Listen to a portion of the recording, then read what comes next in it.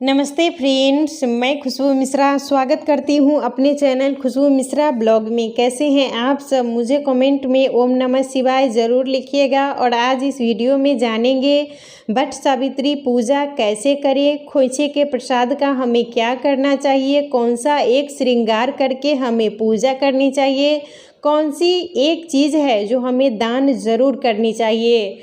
वट सावित्री पूजा इस बार 6 जून दिन बृहस्पतिवार को पड़ा है, तो व्रत के दिन आप लोग सूर्योदय से पहले उठ जाइएगा। सूर्योदय से पहले उठ के अच्छे से स्नान कर लीजिएगा, लाल पीला वस्त्र पहन लीजिएगा। नया है तो आप नया पहन लीजिए, अगर नया नहीं है तो आप जो भी धुला हुआ वस्त्र है वो पहन लीजिएगा। और उसके बाद हमें 16 श्रृंगार जरूर करनी चाहिए। तो आप पायल, बिछुआ, गले में मंगलसूत्र, मांग में टीका आप लोग ज़रूर लगा लीजिएगा। टीका हमारे सुहाग का प्रतीक होता है। और जो शादी का चुंदरी है तो वो ओढ़ के ही हमें पूजा करनी चाहिए। और हाथ में आप लोग नई लहठी या चूड़ी जो भी पहनती हैं वो ज़रूर पहन लीजिएगा। और वट वृक्ष आपके अगल बगल में है तो आप वहाँ जाके भी पूजा कर सकती हैं। अगर नहीं है नज़दीक में तो आप लोग घर में भी पूजा कर लीजिएगा। तो पूजा करने से पहले हमें खोइछा लेना है, तो खोइछे में आप चना फल जो भी रहता है वो खोइछा ले लीजिएगा। आपके अगर साथ में आपसे बड़े हैं तो आप उनसे खोइछा ले लीजिएगा, नहीं है तो आप अपने से भी 5 बार अपने आंचल में रख लीजिएगा। और सबसे पहले हमें वट वृक्ष में जल चढ़ाना है, तो आम और साथ में जल लेकर ही चढ़ाया जाता है। तो सबसे पहले आप लोग वट वृक्ष में जल चढ़ा दीजिएगा। उसके बाद हम गौरी और गणेश का पूजन करेंगे। सबसे प्रथम पूजा गणेश जी की होती है और ये सुहाग वाला व्रत है तो हम गौरी गणेश का पूजन करेंगे। और जो ये वट वृक्ष का पत्ता रहता है वो हमें अपने बाल में लगा लेना है। सबसे पहले खोइछा ले लेना है और अपने बाल में पत्ता लगा लेना है। उसके बाद हमें गौरी गणेश का पूजन करना है। तो आप हल्दी से भी माता गौरी बना सकते हैं, गोबर से भी बना सकते हैं और सुपारी से भी बना सकते हैं। और गणेश जी आप गोबर से भी बना सकते हैं या आप सुपारी से भी बना सकते हैं। और पूजा का साक्षी दीपक होता है, तो पूजा करने से पहले आप लोग दीपक प्रज्वलित कर लीजिएगा। और इस दिन हमें रुई की बाती नहीं जलानी चाहिए, इस बात का आप लोग विशेष ध्यान रखिएगा। तो सबसे पहले हम गणेश जी का पूजन करेंगे। तो गणेश जी को हम सिंदूर लगाएंगे, रोली लगाएंगे, हल्दी लगाएंगे, माता गौरी को भी हम सिंदूर लगाएंगे, अक्षत चढ़ाएंगे और फूल चढ़ाएंगे। और आपको लाल फूल मिले तो माता गौरी को इस दिन अवश्य चढ़ाइएगा।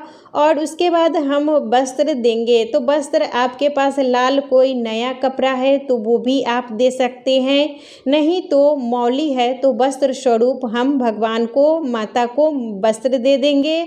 और उसके बाद हम गणेश जी को दुर्वा चढ़ाएंगे, क्योंकि गणेश जी को दुर्वा बहुत ज़्यादा ही प्रिय है। जनेऊ हो आपके पास तो इस दिन गणेश जी को जनेऊ अवश्य चढ़ाइएगा। और उसके बाद हम भोग लगाएंगे। तो भोग में आप चना एक दिन पहले ही हमें फूलने के लिए रख देना है। और इस पूजा में चना का विशेष महत्व होता है, तो आप चना, लीची और आम, सेब, केला, यही सब जो भी सीजनल फल है वो चढ़ाइएगा।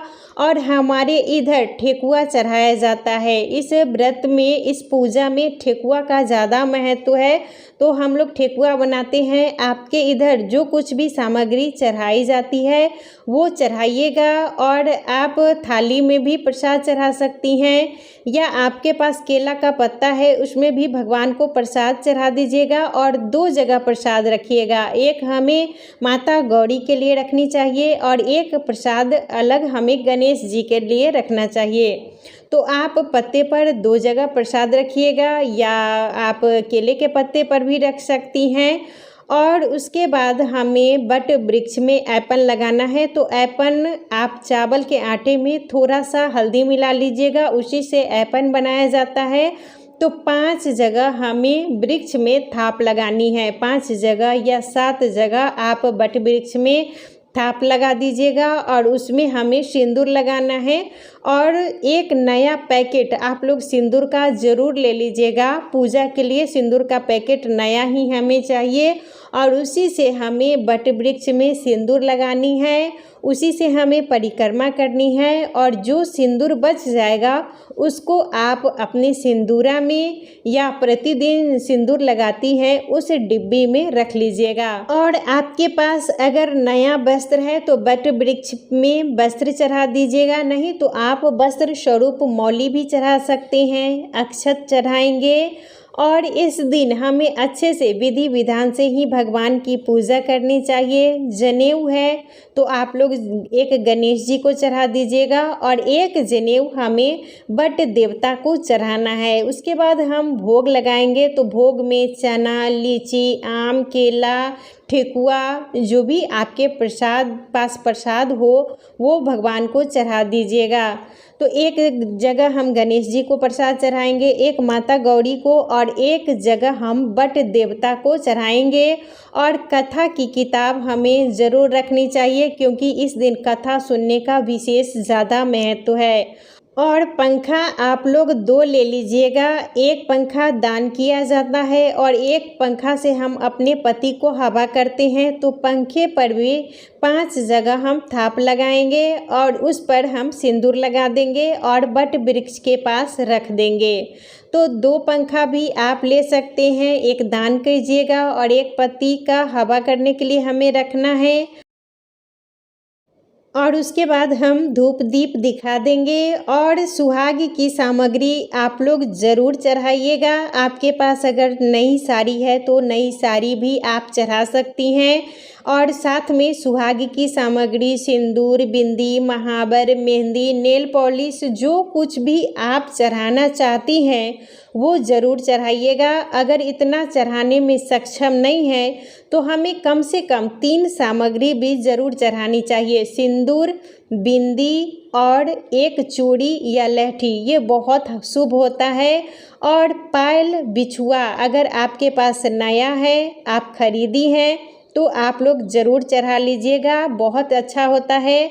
और एक हमें अपने लिए चढ़ाना है और एक जगह हमें दान के लिए रखना है।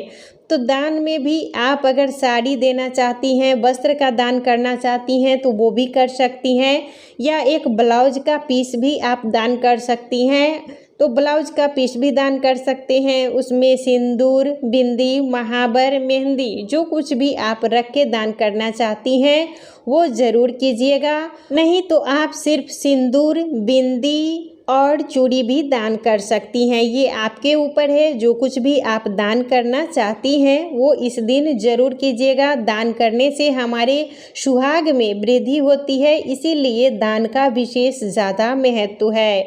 तो हम बट वृक्ष से स्पर्श करा देंगे अपने लिए भी जो सामग्री है, और जो दान करना है उसे भी हम स्पर्श करा के, और पंखे पर दान किया जाता है। आपके पास 2 पंखा है तो पंखे पर ही सुहाग की सामग्री आप लोग रख के दान कीजिएगा। और अमावस्या के दिन ध्यान रखिएगा, रुई की बाती का प्रयोग नहीं करना चाहिए, आप लोग कलावे की बाती का ही प्रयोग कीजिएगा। और उसके बाद हम परिक्रमा करेंगे। तो परिक्रमा करने के लिए आप कच्चा सूत मिले तो वो ले लीजिएगा, मौली ले सकते हैं, पीला रील हो तो वो भी ले सकते हैं।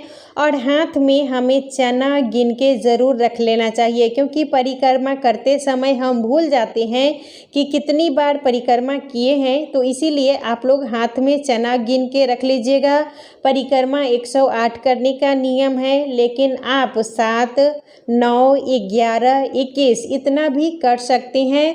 तो कभी भी हमें गांठ नहीं लगाना है। आप लोग बट वृक्ष में धागा फंसा दीजिएगा और हाथ में सिंदूर ले लीजिएगा और परिक्रमा करनी है। फिर एक जगह जब हम आएंगे तो एक चना रख देंगे और सिंदूर से बट वृक्ष में हमें सिंदूर लगा देना है, और वही सिंदूर फिर हमें अपने मांग में लगा लेना है।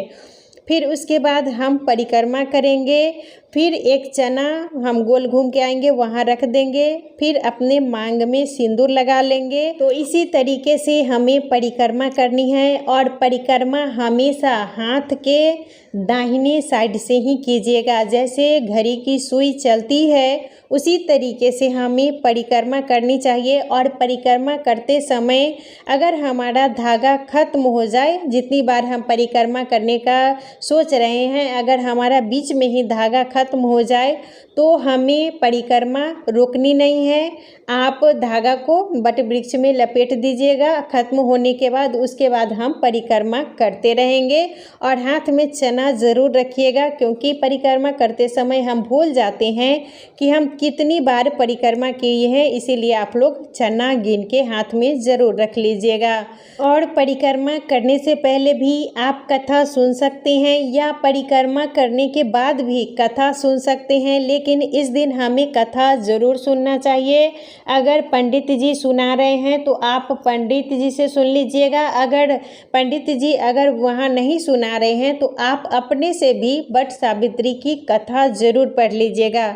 हमें इस दिन कथा ज़रूर सुननी चाहिए। और उसके बाद हम बांस के पंखे से वट देवता को हवा करेंगे और यही पंखा से हम अपने पति को हवा करेंगे। और कथा आप लोग ज़रूर सुन लीजिएगा। और इस दिन वट वृक्ष से गला मिला जाता है, तो आप 5 बार अच्छे से गला मिल लीजिएगा। और उसके बाद ही हमें आरती करनी चाहिए। पूजा के अंत में ही आरती करने का नियम है। तो आप कपूर ले लीजिएगा और कपूर से ही आरती कीजिएगा। और ध्यान रखिएगा, ज़्यादा भीड़ हो तो अच्छे से हमें बचा के ही पूजा करनी चाहिए। और पूजा करने के बाद जो प्रसाद है, गौरी और गणेश को जो हम प्रसाद चढ़ाए हुए हैं, उस प्रसाद को आप लोग घर ले जाइएगा। और जो खोइछा में भी प्रसाद है वो रख लीजिएगा, क्योंकि वही खा के हम अपना व्रत खोलते हैं। और जो वट वृक्ष के पास आप प्रसाद चढ़ाए हुए हैं तो वो वहीं पर रहने दीजिएगा। तो ये खोइछा का जो प्रसाद है वो आपको ही खाना है। और जो हम गौरी गणेश का प्रसाद चढ़ाते हैं वो हमें अपने पति को देना है, बच्चे को देना है। और जो वट वृक्ष के पास हम प्रसाद रखते हैं वो वहीं पर रहने दीजिएगा। और ये श्रृंगार की सामग्री आपको ब्राह्मण मिले तो वह आप ब्राह्मण को वहीं पर दे दीजिएगा। नहीं तो अगर आपके घर ब्राह्मण आते हैं तो घर में भी दे सकते हैं। और वट वृक्ष की पूजा से पहले हो सके तो आप लोग पानी वगैरह ना पिए। पूजा करने के बाद ही आपको पानी, चाय, शरबत पीना चाहिए। और आप लोग का सवाल था कि हम जो चढ़ाते हैं, परिक्रमा करते हैं और जो हमारा वो चना रहता है उसका क्या करें। तो आप लोग उसे वट वृक्ष के पास ही छोड़ दीजिएगा। और जो गौरी गणेश को हम प्रसाद चढ़ाते हैं वो प्रसाद हमें अपने घर ले आना है। और इस दिन पति पूजन किया जाता है। वट वृक्ष की पूजा के बाद हमें पति पूजन करना चाहिए। तो पति को भी हम अच्छे से जल से पैर धो देंगे, उन्हें टीका लगाएंगे। और भोग खाने के लिए जो भोग प्रसाद लाई हैं वो दे दीजिएगा। और पंखे से हवा करनी चाहिए। और अपने से घर में जितने भी बड़े हैं उनसे आशीर्वाद हमें ज़रूर लेना चाहिए। तो आज का वीडियो यहीं तक था। फिर मिलूँगी एक नए वीडियो में।